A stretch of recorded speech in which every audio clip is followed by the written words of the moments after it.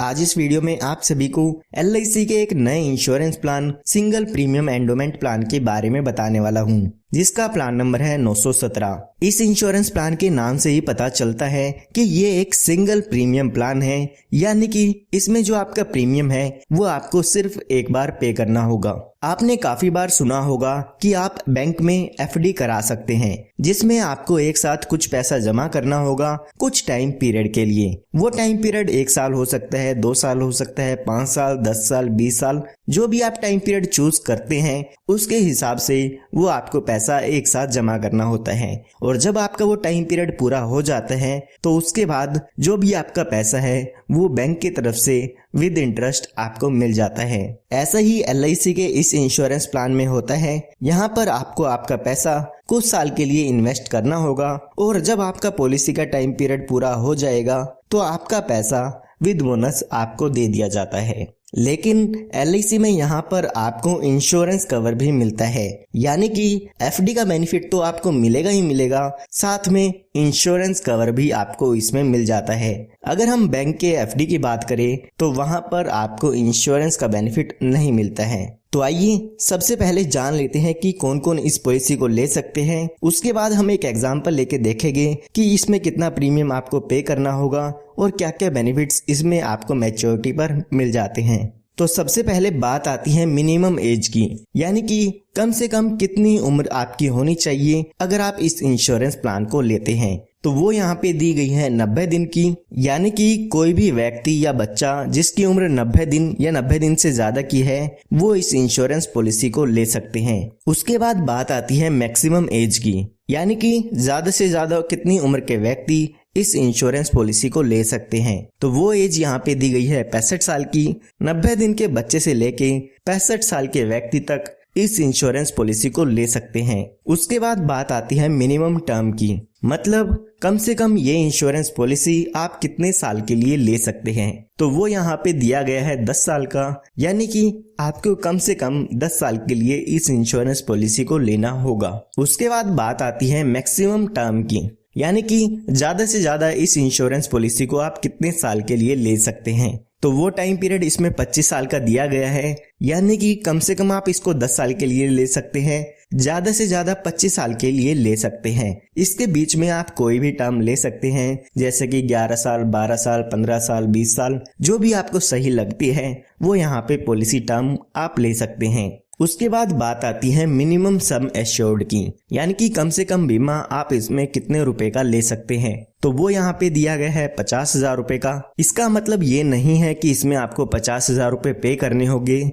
इसके बेसिस पे जो भी आपकी इंश्योरेंस पॉलिसी का प्रीमियम है वो कैलकुलेट किया जाता है। उसके बाद बात आती है मैक्सिमम सम एश्योर्ड की, यानी कि ज्यादा से ज्यादा बीमा आप इसमें कितने रुपए का ले सकते हैं। तो उसके लिए यहाँ पर कोई भी लिमिट नहीं दी गई है। जितने लाख रुपए का बीमा आप इसमें लेना चाहते हैं वो आप यहाँ पे ले सकते हैं। ये आपकी इनकम पे डिपेंड करता है कि ज्यादा से ज्यादा बीमा LIC आपको आपकी इनकम प्रूफ के अकॉर्डिंग कितना देती है। आइए अब एक एग्जाम्पल लेके इस इंश्योरेंस प्लान के बारे में जानते हैं। तो एग्जाम्पल समझने के लिए मान लेते हैं कि आपका जो बच्चा है वो 1 साल का है, उसके लिए आप ये इंश्योरेंस पॉलिसी लेना चाहते हैं और मान लेते हैं पॉलिसी टर्म हम 25 साल की, यानी कि 25 साल के लिए इस पॉलिसी को आप इसमें लेना चाहते हैं। जो भी इस पॉलिसी का इंश्योरेंस कवर होगा वो यहाँ पर 25 साल के लिए रहेगा। उसके बाद अगर हम बात करें सम एश्योर्ड की, तो यहाँ पर हम मान लेते हैं कि 10 लाख रुपए का बीमा आप इसमें लेना चाहते हैं। तो यहाँ पर जैसे कि हमने माना था कि अभी आपकी बच्चे की उम्र 1 साल की है, तो यहाँ पर जो आपको प्रीमियम पे करना होगा वो पॉलिसी शुरू करते समय 4,51,701 रुपए का प्रीमियम इसमें पे करना होगा। उसके बाद आने वाले 25 सालों के लिए आपको यहाँ पे वेट करना होगा, क्योंकि हमने पॉलिसी टर्म 25 साल के लिए थी तो इसीलिए हमको आने वाले 25 सालों तक इंतजार करना होगा। अगर आप 20 साल के लिए पॉलिसी लेते हैं तो आपको 20 साल का वेट करना होगा। इसी तरह से 10 साल की पॉलिसी लेते हैं तो 10 साल आपको यहाँ पे वेट करना होता है। उसके बाद जब आपका ये टाइम पीरियड पूरा हो जाएगा तो उस समय इस पॉलिसी की मैच्योरिटी हो जाती है। तो उस समय यहाँ पर आपको 27,25,000 रुपए के करीब अमाउंट मिल जाता है। यानी कि जब आपके बच्चे की उम्र 26 साल की हो जाएगी तो यहाँ पर आपको 27,25,000 रुपए के करीब अमाउंट आपकी मैच्योरिटी पर मिल जाता है, जिसमें 10 लाख रुपए आपका सम एश्योर्ड होता है, 12,75,000 रुपए आपका बोनस होता है और फाइनल एडिशनल बोनस की बात करें तो 4,50,000 रुपए इसमें आपको फाइनल एडिशनल बोनस मिल जाता है। तो ये टोटल मिला के 27,25,000 रुपए के करीब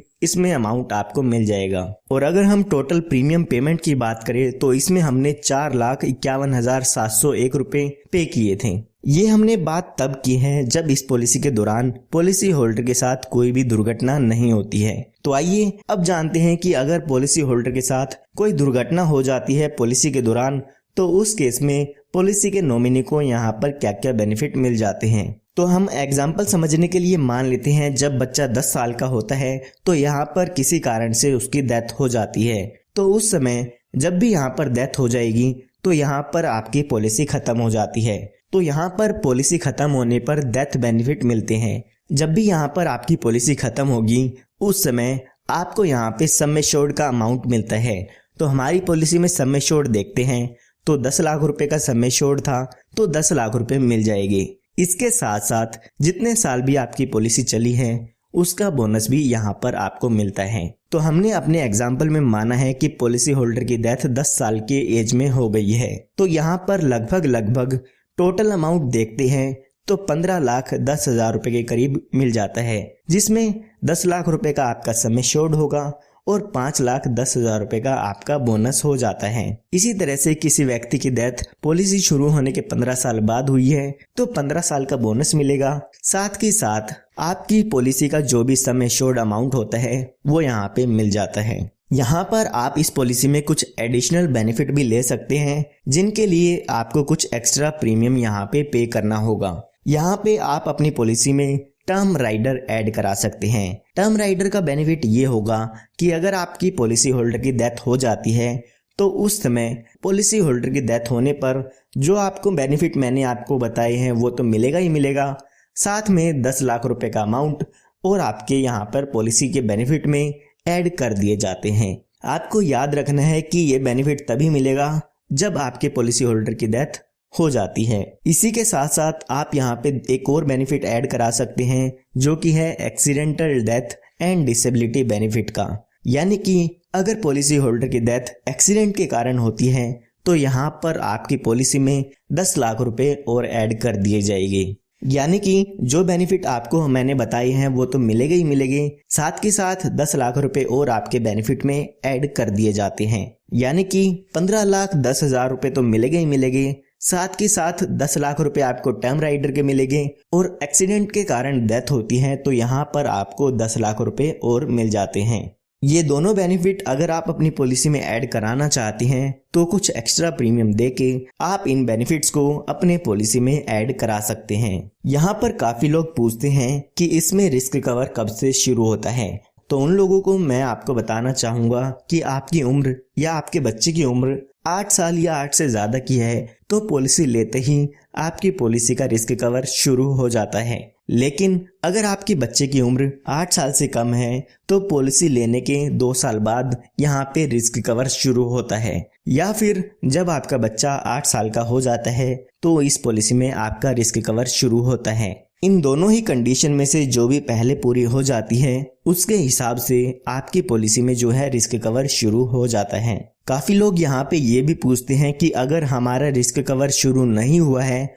और उस केस में डेथ हो जाती है तो हमें क्या बेनिफिट मिलता है। तो उस केस में जो भी आपने प्रीमियम पे किया है तो उसमें से जो भी जीएसटी के चार्जेस है वो हटा के अमाउंट आपको पे कर दिया जाता है। उसके बाद यहाँ पे एलआईसी ने आपको एक बेनिफिट और दिया है, वो है सेटलमेंट ऑप्शन का। एलआईसी यहाँ पे कहती है कि जो भी आपको यहाँ पर मैच्योरिटी पर अमाउंट मिलना है वो आप हमसे इंस्टॉलमेंट में ले सकते हैं। यानी कि आप एलआईसी से उस अमाउंट को किस्तों में ले सकते हैं। 5, 10 या 15 साल की किस्तों में आप उस पैसे को एलआईसी से ले सकते हैं। एलआईसी उन किस्तों पर आपको इंटरेस्ट भी यहाँ पे देती है। इसी तरह से जो भी डेथ पे अमाउंट मिलता है उसको भी आप यहाँ पे इंस्टॉलमेंट में ले सकते हैं। अगर आप इस डेथ बेनिफिट को इंस्टॉलमेंट में लेना चाहते हैं तो पॉलिसी के दौरान आपको एलआईसी को बताना होगा कि आप इस बेनिफिट को अपनी पॉलिसी में लेना चाहते हैं, यानी कि आप इस पैसे को इंस्टॉलमेंट में लेना चाहते हैं।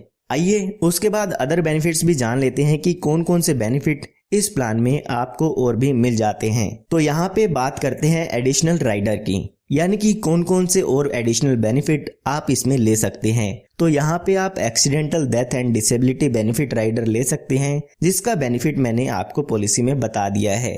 इसी के साथ साथ आप यहाँ पे टर्म राइडर भी ले सकते हैं। उसके बाद अगर हम पॉलिसी लोन की बात करें तो आप अपनी पॉलिसी पर लोन भी ले सकते हैं। पॉलिसी शुरू होने के 1 साल बाद आप अपनी पॉलिसी पर लोन भी ले सकते हैं। उसके बाद यहाँ पे बात आती है सरेंडर की। अगर आप अपनी पॉलिसी को सरेंडर कराना चाहते हैं तो पॉलिसी शुरू होने के बाद कभी भी आप अपनी पॉलिसी को बंद करा सकते हैं। अगर आप पॉलिसी शुरू होने के पहले साल में ही अपनी पॉलिसी को बंद कराते हैं तो जो भी आपने अमाउंट पे किया था उसका लगभग 75% के करीब आपको यहाँ पे अमाउंट मिलता है। इसी तरह से अगर आप दूसरे साल या दूसरे साल के बाद अपनी पॉलिसी को बंद कराते हैं तो लगभग 90% आपको आपके सिंगल प्रीमियम का वापस मिल जाता है। उसके बाद यहाँ पे आपको बेनिफिट मिल जाता है टैक्स बेनिफिट का। तो यहाँ पर जो भी आपका डेथ क्लेम होता है वो इनकम टैक्स से एग्जम्प्ट है, यानी कि उस पर आपको कोई भी टैक्स नहीं पे करना होगा। उसके बाद अगर हम प्रीमियम की बात करें तो इनकम टैक्स के रूल्स के अकॉर्डिंग आप इसका डिडक्शन ले सकते हैं अपने इनकम टैक्स की फाइल में। और अगर हम मैच्योरिटी की बात करें तो इस पॉलिसी में जो भी मैच्योरिटी होती है वो यहाँ पर टैक्सेबल होती है। जो भी यहाँ पे इनकम टैक्स रूल्स हैं उसके हिसाब से यहाँ पर आपको उस पर टैक्स देना होगा। तो उम्मीद करता हूँ अब आपको पता चल गया होगा LIC के plan number 917 single premium endowment plan के बारे में। फिर भी अगर आप कुछ जानना चाहते हैं तो कमेंट में पूछ सकते हैं, और ऐसे ही LIC के किसी और प्लान के बारे में जानना चाहते हैं तो वो वीडियोस आप हमारे चैनल पर देख सकते हैं। और आप हमारे चैनल को सब्सक्राइब कर सकते हैं क्योंकि ऐसी ही लेटेस्ट वीडियोस मैं आप सभी के लिए लाता रहता हूं। सब्सक्राइब करना आप सभी के लिए फ्री है।